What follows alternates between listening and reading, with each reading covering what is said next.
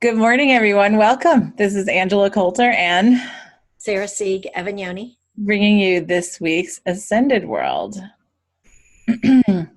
So, interesting. We have these discussions on Friday, and I can't even remember what we talked about by Monday morning.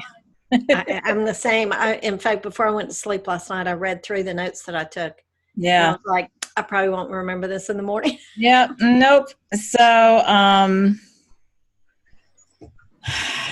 I'm going to just start with, what, you and I, we always would start with what's been going on with us. And, I know it ties in. I looked at the list of our notes from Friday. And even last night when I was like, oh, wait, I forgot to put something about our broadcast tomorrow, and then looked at the notes and it still almost made no sense to me. I know. I read through them and I was like, nothing in that is really hitting any. No. Right. No. Good morning, Yasmin. Good present. Good presents to you. So,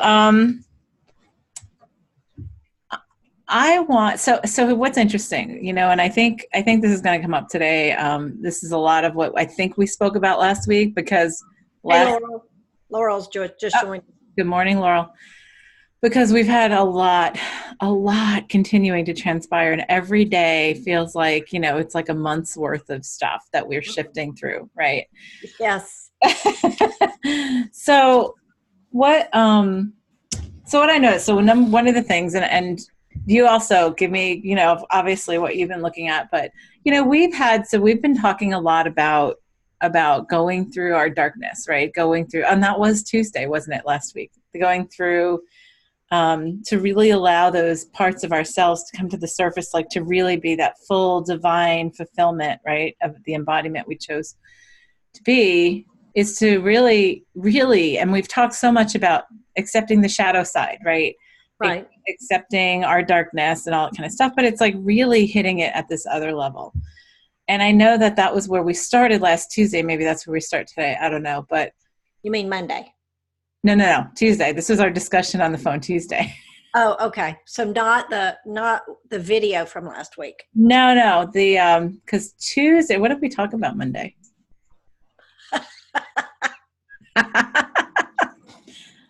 Quick quiz. Right. Wasn't it looking at the filter, how we receive things, and wow. Yeah, I don't remember. Anyway, whatever that was, Monday opened up Tuesday, and Tuesday came to. Oh, I get, okay. Like I remember last week, kind of. So what came up, what started coming up to me right around that time, or a little before that, was, allow your latent abilities to come to the surface, ones that you've mastered in other lifetimes, other timelines, and all that kind of stuff. And I'm like, okay. And then when I started doing that and setting that creation, it was like all this other stuff started coming up, right? And that was looking at the tar pit of the darkness and the shadow side of me facing me and all that kind of stuff. And it was like, well, coming to the realization of, right, there's that part of us to really accept and embrace at this other level before we can let all that, because we consider some of those things dark and we judge them and everything else, right? So I think we're going to go back to that in a minute. But like what I was thinking, so what hit me is this. We go through, and it was not just me, but several conversations I've had over the past, 5 days. We get to certain points on our journey, and then like I had this one, I don't even know what it was, over the weekend. I was in the car and I felt so utterly alone, so utterly isolated and forlorn. What was that? Forlorn. Oh yeah, that was a good word for it. That's the way I felt all weekend. I felt like I would bump into things to do and it would just be like, no. I felt like I was seeking and finding nothing that filled that void. Right. And I was like sitting, and for me, it was like, I have failed. Wow. There was this big, huge thing in my head. 'Cause I'm like, okay, all right, what is it? It's just me here in the car. So there's nobody to put any facade on for. Like, what is it? And I was talking aloud in the car, and I said, I failed. I believe I failed. Yep. And I don't even know where that came from, right? And I know it bubbled up with all this other stuff, right? I knew that from the bigger picture. But in that moment, and I know that's going on for so many, right? Like we all have moments. And I think that the deeper we go, the more like even a crumb can allow us to have those moments of despair, right? Because then we fully embody that moment. Yeah. And we start to judge, right? There's this judgment within us and everything else. So what was really funny is that I mean, I had tears. I was like, what am I even what am I failing? I don't even know. Like, and it was just like this whole thing. And I'm talking to myself in the car.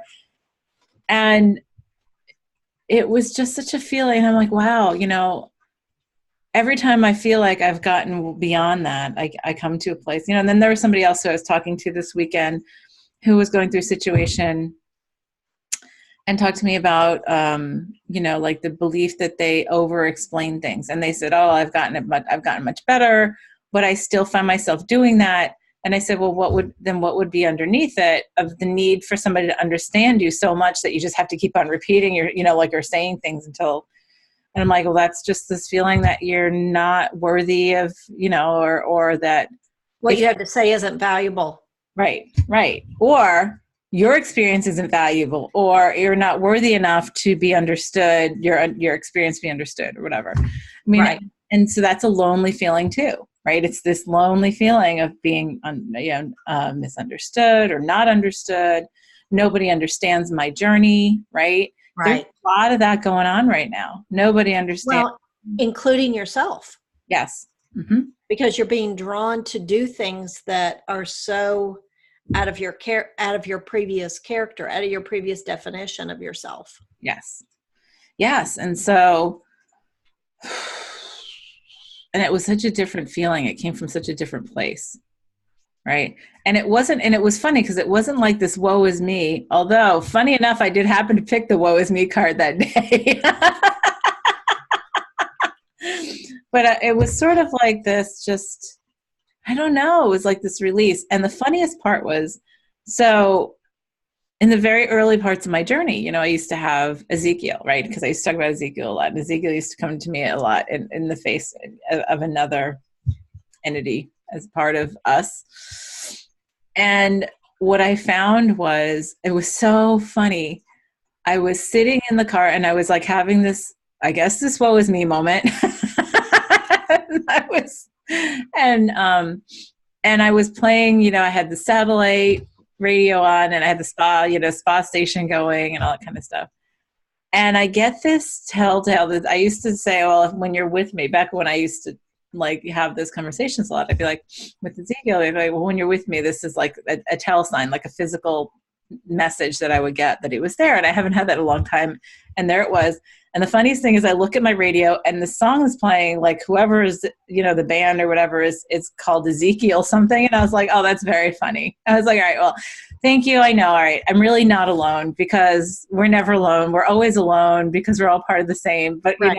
We're everything. It was sort of a sweet moment, because I was like, oh, and then it's funny because then I see the Merkabahs all weekend, which is all like, and so it didn't help me though. I mean, it didn't help what it felt, but it just sort of like was something for me to put there and say, this, we're all in this together, right? As lonely and individual and solitary as it may feel, this. And I also know that a lot of people lose sight of it. All of us do at some point. Right. And I agree. I think the deeper you go, the contrast between the deeper you go and that feeling becomes greater, so it becomes more impactful. Right. And so, it catches you off guard sometimes. Right. And when we start going really deep, like now, right, like we're going into that darkness and we're looking into the mirror of the shadow and we're saying, oh, like that was me, that was us. Right. And we've really enjoyed it. The shadow. We've enjoyed the darkness, and no matter who it is, no matter how light they seem to be, you know, it's still a part of us that Right. we've enjoyed exploring at some point in this existence, right? And so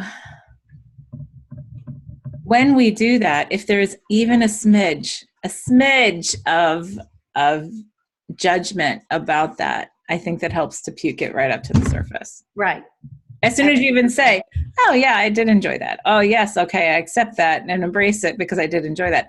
Because such a vast majority still judge all of it. And if we even have a smidge of the need to be validated or approved of by others, that comes up too. Right. Right. Right. So any power we take and set it outside of ourselves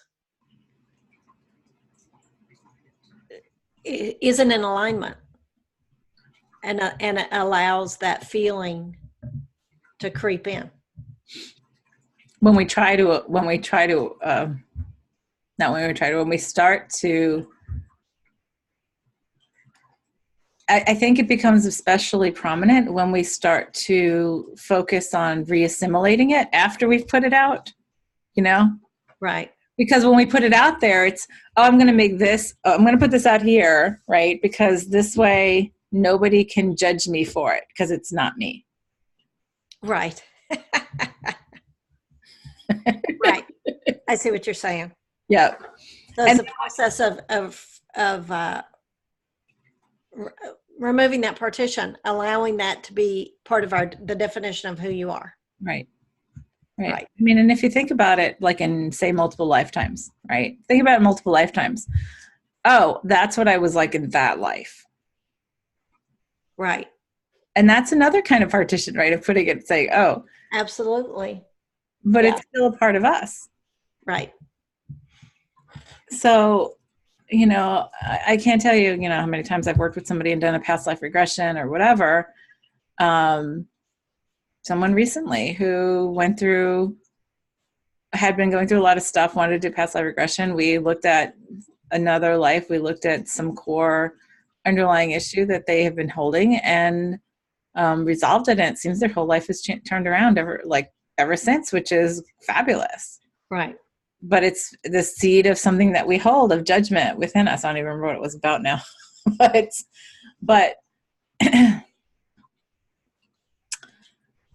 that's where we are. And look, I think that's where we are in looking at stuff, because we're going so deep now, like, you know, and I saw it as this bubbling tar pit, right, that we hold within us. Right. And then we talk about that individually. And then it's like, okay, well, you might have that, but I don't have that, right?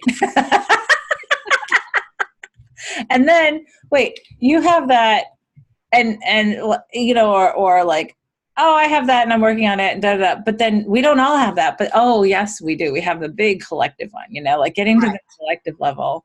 Right. Because I believe we wouldn't be here doing what we're doing if we didn't all have that collectively. Right. Right. And that's what prevents our authenticity 100%, which then prevents our stepping into our full power, because we still want to hide a part of ourselves because we fear it or judge it in some way, shape, or form. Right. Right. Or we misinterpret our power as me having something that you don't have. Yes. Yes. Or vice versa. Right. Exactly. Which just then further reinforces the separation. Yeah. So it's something that we all have. Yeah. So I was looking, just like we all have this shadow, which, you know, it's hard to put a term to it without judgment. Right. Yes. And so, you know, what I remember us talking about Friday, and I don't even remember the context, but it feels like this starts to fit in, is we talk about the light. Oh, I have so much light. Oh, I'm a light worker. Oh, I'm this. And we've talked about this before, whatever. What's interesting is how we talk about, like, even in the Bibles, like the Christian, the Jewish Bible, right? It's like, and God said, let there be light. From what? Right. The The darkness was first. Well, the creative void, right? Which is nothing and everything of potential, right? Right. But what is that? You know, when people say they've seen the creative void, which I've been there, and it's dark. I get it, like, you know. Right. But it's not like, you know, like it's what we judge it with. Like it's what we judge it with, because you know what? There is something so beautifully all-encompassing about being in that void of potentiality. Right. Right. And so beautiful and full and loving. But I don't judge the dark, seeing it as dark, right? But then you're like saying, let there be light. Well, then light was created. And so was darkness in that reflection, you know? And we talk about how dark had to be created to be able to see the light. Maybe we needed to create the light to see the dark. Right. Because, you know, without the light, there was no dark. There was just everything. Yep. And so, and I'm not saying like, and that's just, this is all perception. It's all how we see. It's all how we perceive our multiverse. You know, I was doing a share with somebody this past week, and they saw my eyes, and I thought that, to me, that was the most like coolest thing, was that they saw my eyes, that the whites were black and the centers were white. It was like everything was in reverse, right? And it said that there was a down world. and right, that I give out talking about, you know. But you know, one of the things, what we were talking about Friday, is like in one of the last two Star Wars, not the last one, but the one before, I think it was The Last Jedi. And I know you said you hadn't seen that one yet. But there was this one thing that was talked about that was so just nobody really ever talked about it from the movie. And my husband and I both thought it was the most important thing that was said was, you know, Kylo Ren, who was supposed to be, you know, the bad guy, talking to Rey, who's like, you know, his like Jedi counterpart, which, it was funny. That's a whole like twin flame thing that they were trying to partake in these movies, but you know, it was interesting. But anyhow, and there was this conversation they were having, and he said to her, let's just get rid of all of them, right? All the Jedis and all the Sith, all of it, because without one, the other one doesn't exist. Right. It's the only way we can do it. Really, we can't wipe out one. It will never happen. Right. It will then be imbalanced, and then something will happen to fill it out, because then it creates this perception of lack. So and it was really funny, because I remember my husband walking out of the movie and my husband saying to me, that was to me the most important thing said in that entire movie. And yet it was blown off as like, oh, how horrible that you would say that. And it's like, it wasn't the movie. And I said, you know, you're right, because that essentially is, you know, for us to get to the place of saying there is no light or dark, it's all just whole, right? And for us to do that is for us to really be as fluid to saying I'm a dark worker and I'm a dark being just as much as I'm a light being, because otherwise I wouldn't exist in this like creation and duality. Right. It's more like, yeah, I mean, we haven't really put the phrase out there yet for it, but you know, it's a wholeness worker. A whole worker. A whole worker, yeah. Yeah, I'll have to think now. It doesn't feel right. It'll come to us. So where, you know, like, and you look at, and I can see this feeling of this loneliness that goes as we get more and more conscious and more aware and start to accept that. Because if we're guided to accept that within ourselves, and nobody around us accepts that, right? It does feel like lonely, right? Then the judges it, right? That's the loneliness feeling. Yeah, exactly. And the key is just to allow it to. You know, that's the trust. And that was like me in the car. Because I remember I was even like so conscious of being in that place, right? Of feeling so isolated and alone and failed and you know, for whatever reasons. And yet at the same time, in observing that, I was able to say, you know, like, I know this is just something that's passing through. Like, I know this is something that's passing through. And it didn't make it feel any less crappy. Right. You said you felt that all weekend? All weekend. all weekend long, and I kept rereading what we talked about Friday, and I was like, that's not hitting it. And I kept trusting that, what is it? This too shall pass. Right.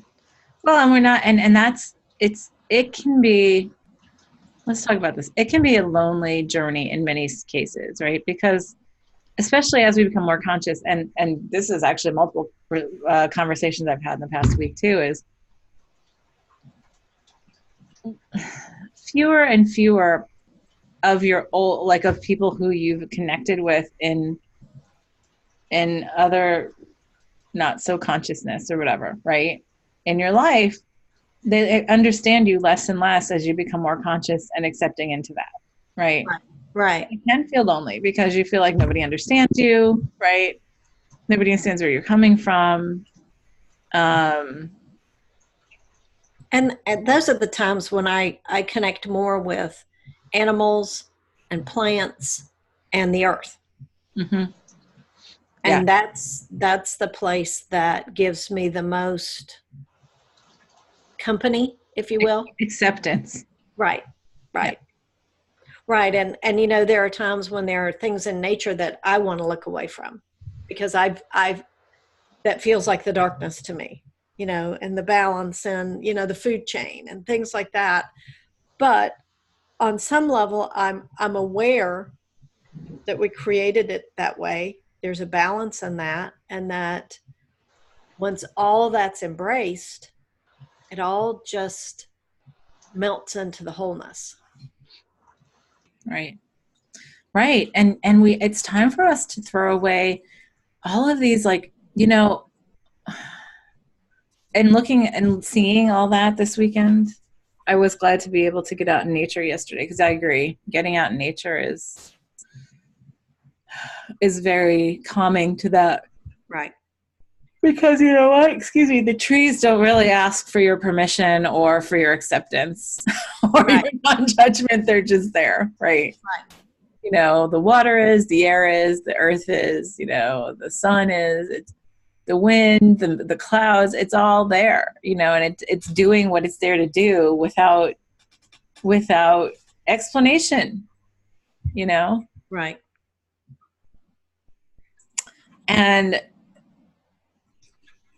And so, yeah, trees. Yeah, Yasmin says yes, trees. I mean, it's so funny. Many of us are like, it's coming to the place of realizing, in many cases, trees are the epitome of present consciousness. Absolutely.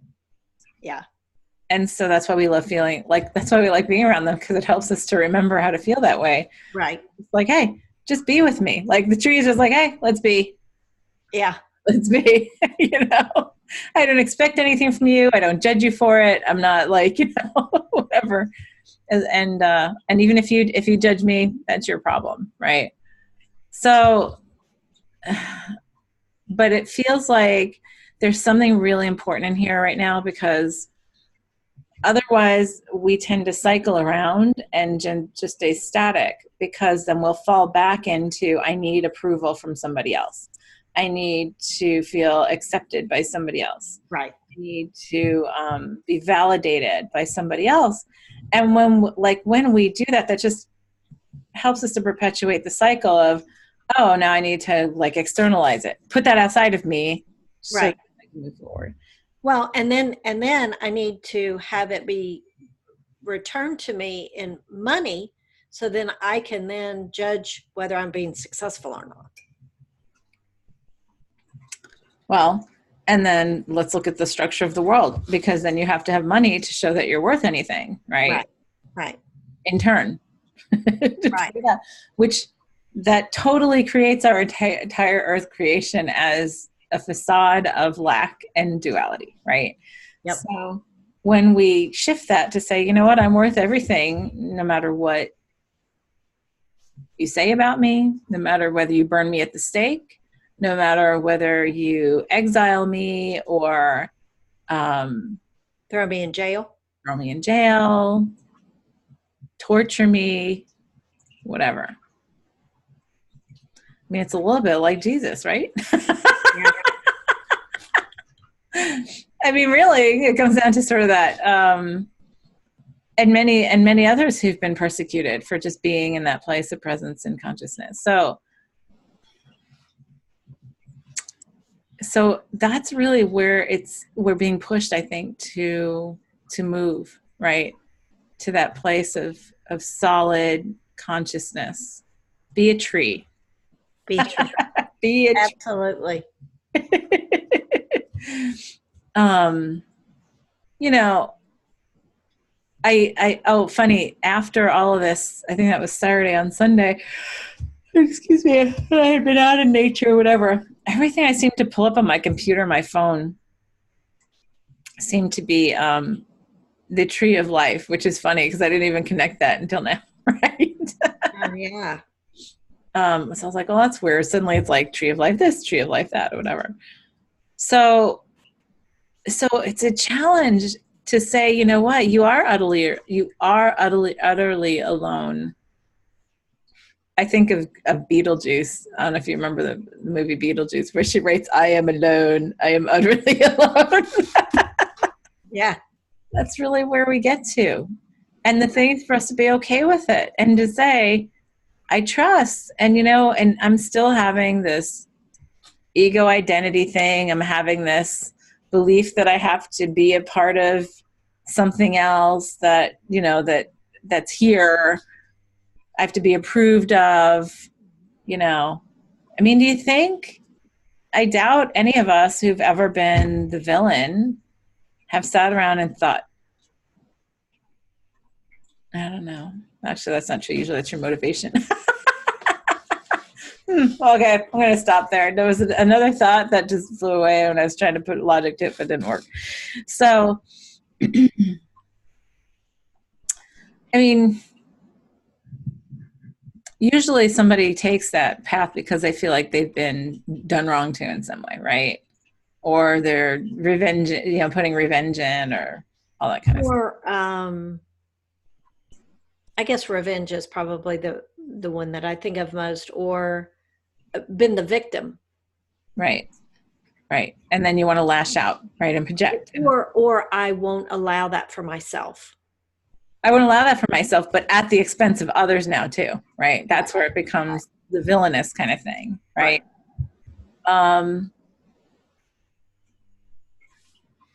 There was a point that I was going to make with that. But in a way, it's a mirror at the point I was going to make. The mirror, it's a mirror to what's inside of us, which is why we get so triggered by the villains. Right. And that's why we're so attracted to the stories of good and evil. Yeah. And that.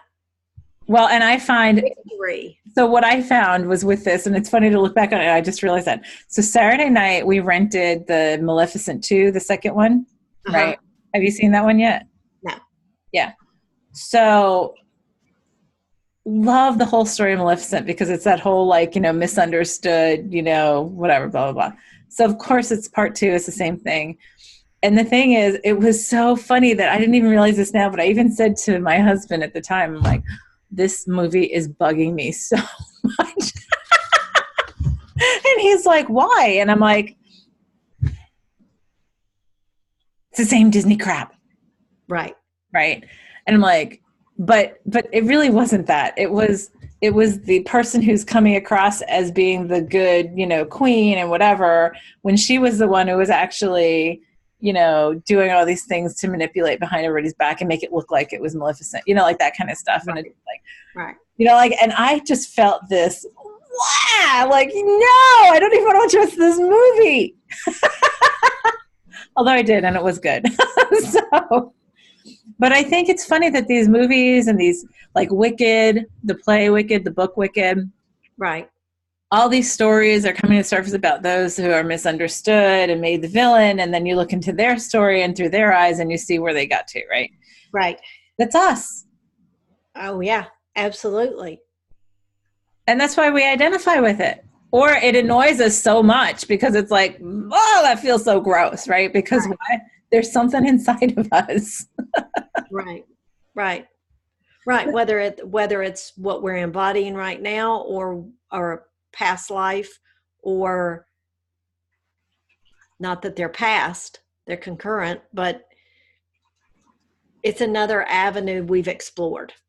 Yes. And been vilified, felt like we were alone and outcast and whatever, even though we were there to be whatever reflection was for everyone else, right? In that role, even in that role, right? I always say Hitler was a great example of that. People love to throw up Hitler as like the example of the epitome of bad. But I'm like, he really wasn't. He was just a reflection of what we needed to see collectively that we were ignoring in our own mirrors every day. Right. And we can go back and still to this day ignore a lot of it. Although we're getting there, like with what we're being shown at the political level of, political landscape of the world right now, if you look around what's going on. So there's so much that just touches, right? And there's so many of these levels of, we ask, like, when did people stop taking classes and reading books and looking to other people for the answer? What we talk about with Trinity Energy Progression is really the becoming independent of your own guidance. And that includes listening to it above everything else, no matter what other people say. And sometimes you might be guided to do something that somebody else might consider evil. Right. Or bad or wrong. Or bad or wrong or whatever. Right. But that happens all the time. It happens all the time. It's all about it doesn't matter what other people think about you, because it's where they are on their journey. So you could do one of the most incredibly productive things to help, the whole and others, like the whole path, and somebody could be resisting it so much that they look at it as evil or bad. Right. I've had people judge the practice of Trinity because they think it's bad that we don't consider anything bad. Right. That we talk about accepting everything in the whole, right? Everything in the whole of, like, that good and bad is all an egoic judgment, and that it's all just part of the bigger picture. People really judge that. They judge not judging, which is so funny. Well, exactly. I mean, how dare you not judge this? And yes, and that's what you and I were talking about too. We were talking about that Friday too, about those who I have, like, really triggered and who have even vilified me to some extent because I have refused to judge something. Right. And simply looked at it and said, well, what is the catalyst that it's creating, or what's the bigger picture of it?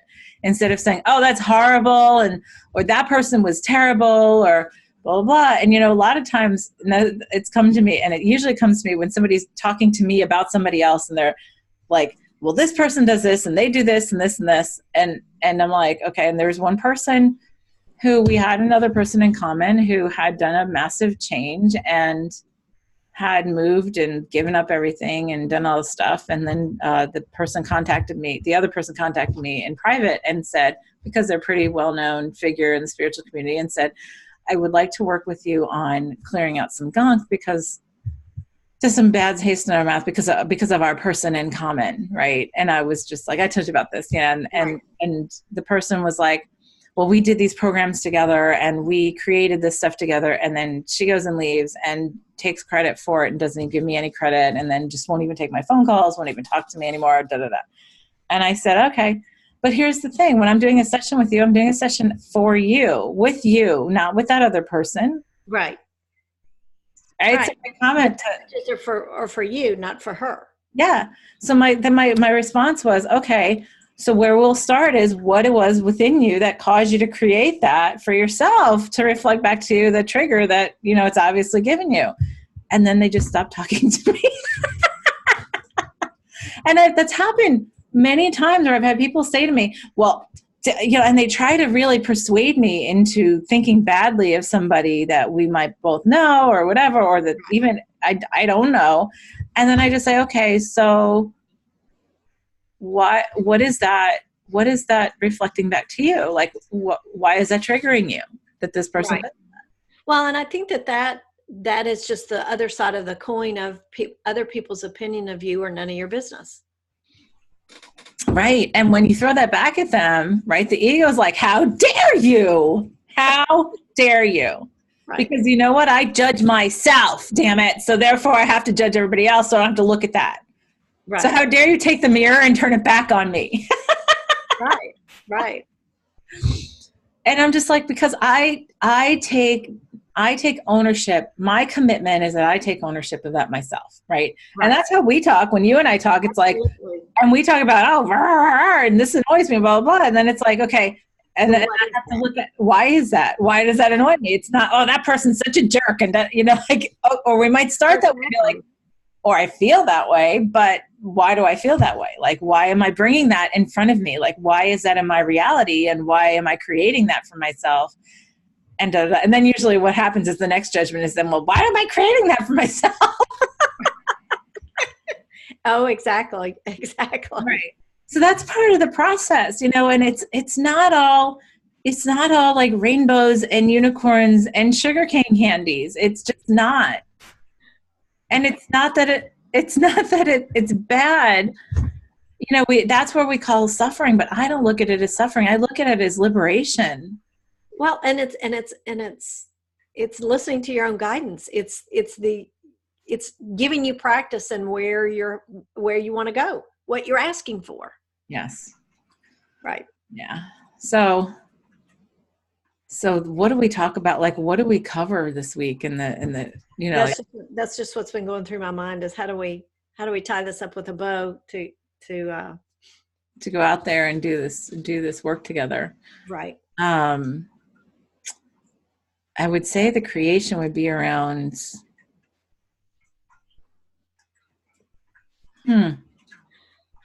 almost the creation of the energy of that acceptance.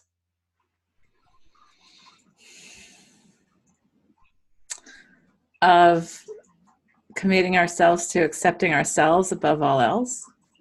And that it's all part of the wholeness.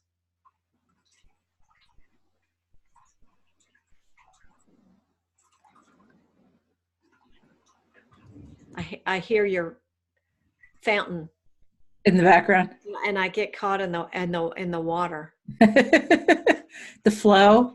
That's because I just feel like it's flowing in, and it's that allowing peace, ease, and freedom. Yeah, I see that with Laurel. Yeah. It seemed like there was something from our notes.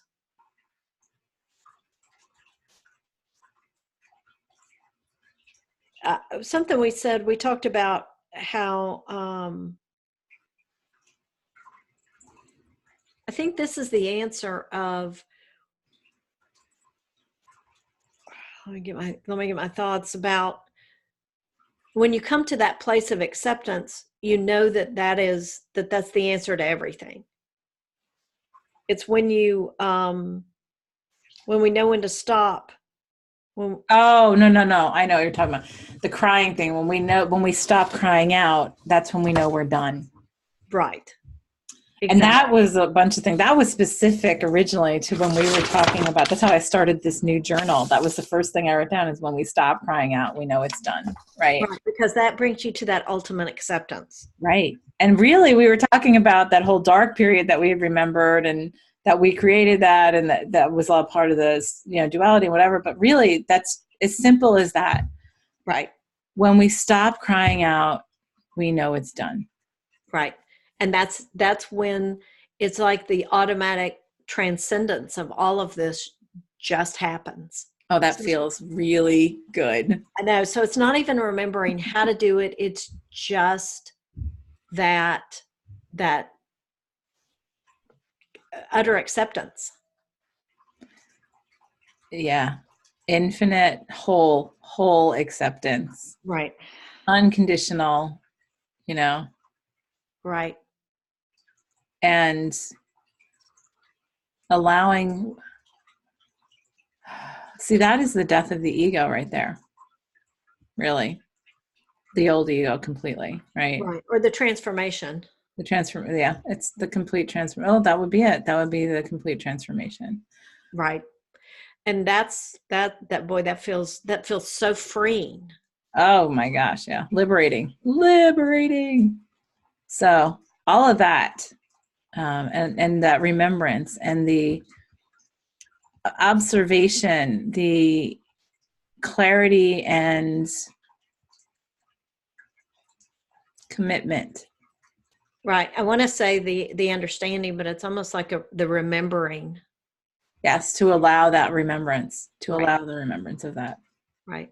and what that's like, and unconditional love and wholeness and that individual wholeness that we've been talking about, so Right. that we all get to that place of remembering the whole wholeness kind of thing. Right. Well, I can barely talk because it's so big. So let's just go out there and do Yeah, this. absolutely. Just close your eyes and be open to receive.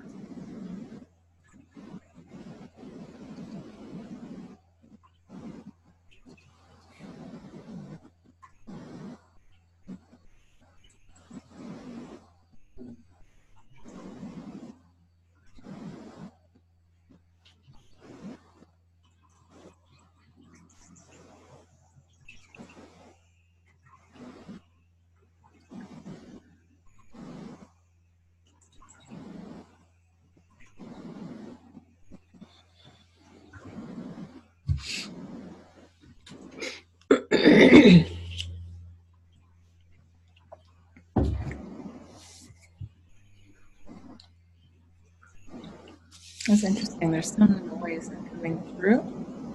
I don't know if that's on your side. Maybe my dog's snoring. No, it's just like a weird staticky sound, which is interesting. Huh. I don't hear that. When I was out there, I was it was like, oh, look, a distraction, so we don't have to look at this. Something else to focus on. Yeah, and then I was like, well, that's why, the whole thing is, interestingly, about the, seeing the Merkabahs and Merkabahs, however you want to call it, right, which are the three-dimensional six-sided star, right? It's like the six-sided star, three-dimensional, right? So, which is really two pyramids, one facing pointing down. Right.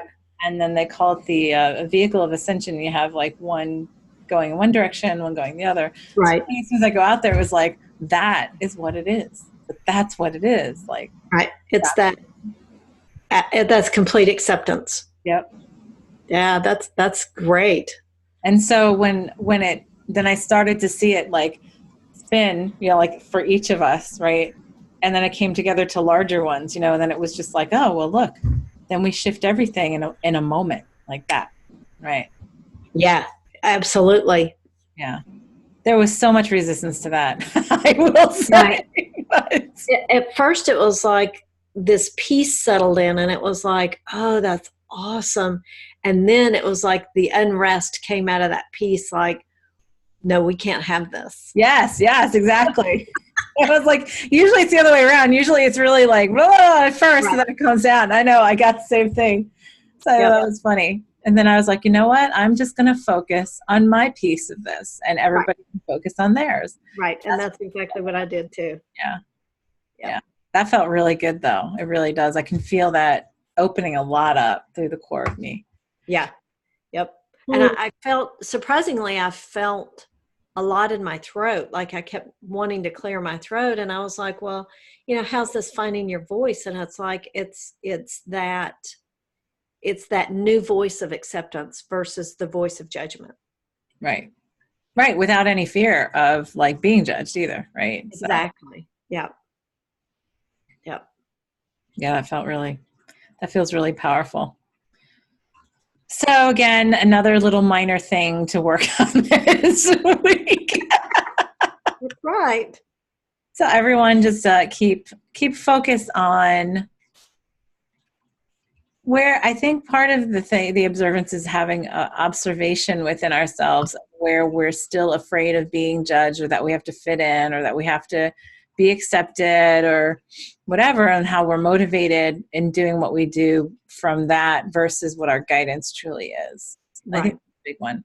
The first step in that is being observant to it, so that we can then say, oh, well, yeah, no, it's okay for me to come from a place of unconditional love for myself in wholeness. And it doesn't matter what it sounds like to other people. Right. Or looks like, or presents itself, because it's perfect in the scheme of the bigger picture. And it's all an illusion anyway. Right. But I think the step for everybody is to look at within themselves where they're still motivated by expectations of others, right? And right. what they believe will cause them to be seen as a good person by other people, or as a light worker, or and how they manipulate their behavior based on judgment, whether it's yours or someone else's. Right. Or fear of someone else's. Yeah. Or fear of being called a witch, or or a bad person, or like, it's just so much. There's so much, right? I mean, when we talk about the stuff you and I talk about on a regular basis on the dark stuff, very few people are talking about it to the detail we do, because they're afraid. I know they're afraid of being penned, as a dark witch or whatever. And it's like, but that's all a part of us. Right. Look at, I think one of the most productive external tools that I've gotten that has helped us really look at that in ways that we've been blind to within ourselves before, are those dark goddess cards that we've talked about, right? Those and I'll tell you what, and I'm not a big fan of cards. I have some, but I don't really use them. I don't really use a lot of external tools. But those cards are great because I always, I call them, it's a bitch slap from the universe of like, look at this, because you're not looking at it, because it's all with, right? Right. And there's two sides to every coin. Absolutely. So there's a reason in duality that this will come up, because there's some kind of friction, or there's some kind of something that you're not really wanting to look at because it's uncomfortable because of judging yourself and what others are, or what you believe others will judge you for if you change and all that kind of stuff. So look at all that stuff. I mean, this sounds like it's really easy, but it's really a very, very refined skill we have gotten to of ignoring that part of ourselves. Absolutely. Absolutely. So, all right. So small marching orders for this week. And stay in that commitment. And we'll see you next time. This is Angela Coulter and Sarah Sieg Avignoni signing off with this week's Ascended World. Have a good one.